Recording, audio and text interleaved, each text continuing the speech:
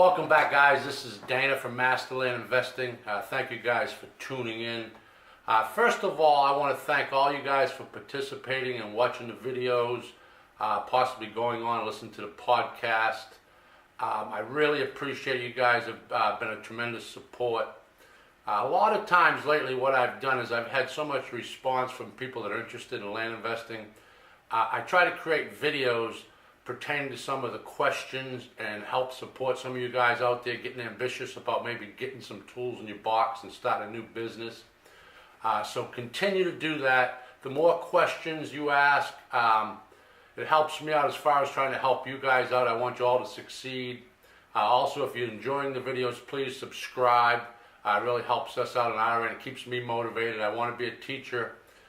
If nobody's participating, which they are, but more often than not, I'd rather have more people participating. Feel free to ask questions. If I haven't got an answer, I'll do everything in my power to get the answer, point you in the right direction, and keep supporting you guys.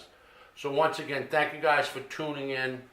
What I want to talk about today is the old phrase, bird in the hand is better than two in the bush. If you guys have been following along, you've seen some of my videos about not getting greedy, keeping your emotions in check, determining the value of a deal. These are all videos I've created, and also it's part of the course that I'm going to be offering. But reference to the bird in hand is better than two in the bush. I just want to explain to you guys, as the market changes and as you pursue your land investing career, obviously you dial in on what the value is. You're going to try to buy anywhere from 20, 25, 35% of the market retail value. But that being said, once in a blue moon, it's happened to me a couple of times, maybe 3 or 4 times in my investing career, that I bought on emotion. And what happens is sometimes, and I've referred to this, you need to know when to hold and when to fold. If you're buying property and you're starting out and you're light on cash, the key is to keep the cash going. So, for instance, if you buy a property at $5,000, you only have 10, 15 in your inventory of cash available to keep the ball rolling and buying and selling. You list it at 15 grand, for instance, and the retail value is 16, 17. Don't be afraid to go ahead and adjust that number accordingly to the market. And when I say that, what I mean is just because you dialed in just below retail, sometimes you don't get a lot of buyers, a lot of people out there interested in a particular property or an area. You might have missed the demand just a tad. But like I've told other real estate agents, other investors, other people in the business, I don't give a damn what you're selling. If the price is right, you can sell it. So I'm bringing up this point only because I don't want you guys to get excited, come out of the gate, start investing. You've picked a farm area, you've done your due diligence, you've established the value of the deals that you're doing, and you go ahead and put the property out there, you're marketing it yourself, you possibly made a deal with a realtor to sell the property, and now you're sitting and every day you're chewing your fingers, scratching your head, wondering why the property hasn't sold. When offers do come in, and they'll come in, you can be a little flexible because you've bought at the right price, and that's why I always say you need the wiggle room in order to make the money. Just recently, I had bought some property a while back, and I bought it on the intent that the market was going to go up in a particular area. One of the better areas I've ever invested in. I've invested in there 2 or 3 times over the 20-something years I've been doing it. For some strange reason, the demand isn't that high. This is one of the first times I've invested in a long time that I've actually had to decide to pull the trigger, sell for a little bit less than I actually paid for the property. Now, I don't like to admit that. It's happened very few times in my investing career. But the reason I'm bringing this up is because a bird in hand is better than two in the bush. The cash that I have tied up in this property isn't a bunch of cash. I think it's maybe 30, 35 grand total. Well, I'm going to take a little bit of a loss on these sales. I'm selling all 3 particular properties to one buyer. I'm going to lose a few grand on the deal. But the way I look at it is there's so much opportunity out there, and if you're a sharp land investor, rather than let that money sit. It's like the stock market. You know, you did your homework, but you can't always dot every I and cross every T. And once in a blue moon, you might miss a little bit on the demand or the supply and demand.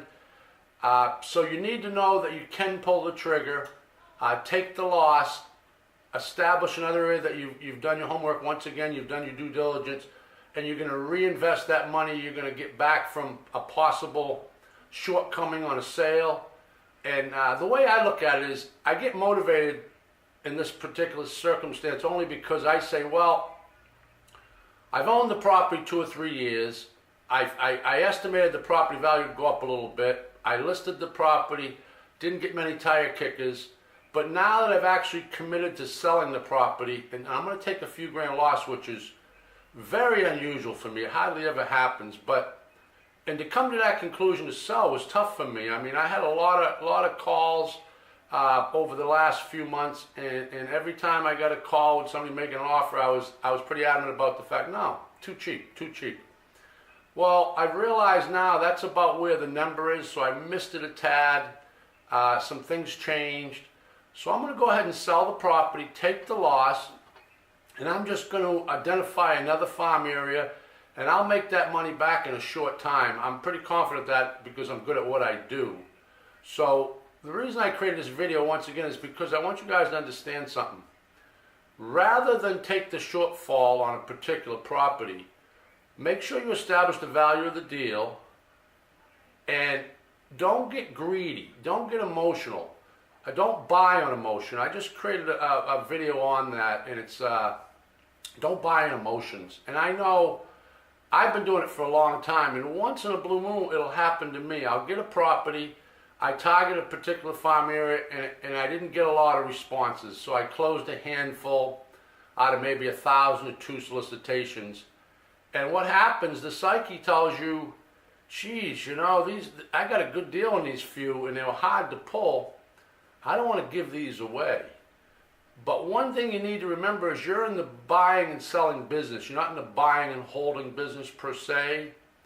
I've talked about it earlier in other videos, but in most cases you need to move property and move it as rapidly as you can. So going back to that, for instance, you buy a property at 5, you've established it's worth 15 to 17 retail. You put it on the market, you got it at 15, just below the retail value. And you're getting some tire kickers, but they're at 11, 12, maybe 10. You're going to get a feel pretty quick on where the numbers really are. I'm not saying you missed it by a bunch, but sometimes things change, and I've talked about the 4 phases of the real estate cycle. And sometimes just particular farm areas, the demand lightens up. So if you've invested 5, your total cost, and you get an offer at 11, 12, my advice would be wait a little bit. If you've just got it out there and you're doing everything you've learned about different platforms to advertise, you're doing it yourself, you might have struck a deal with a realtor that you just have to buy them dinner if they move the property. So there's more feelers out there, but the numbers aren't where you want them to be.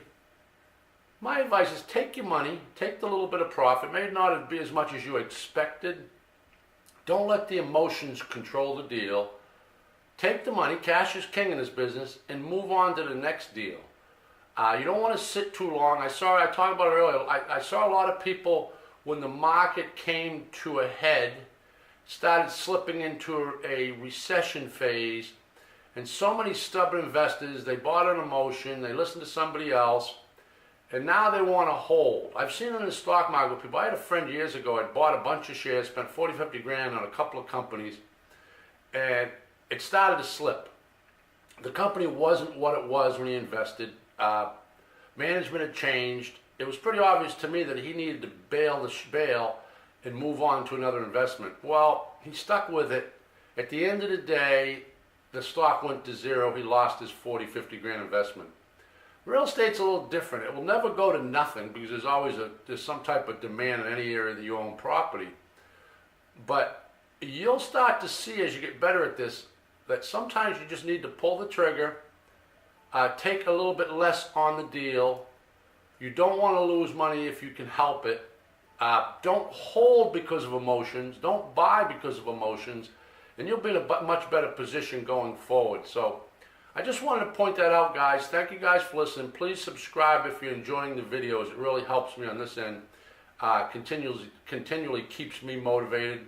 Like I said, continually ask questions.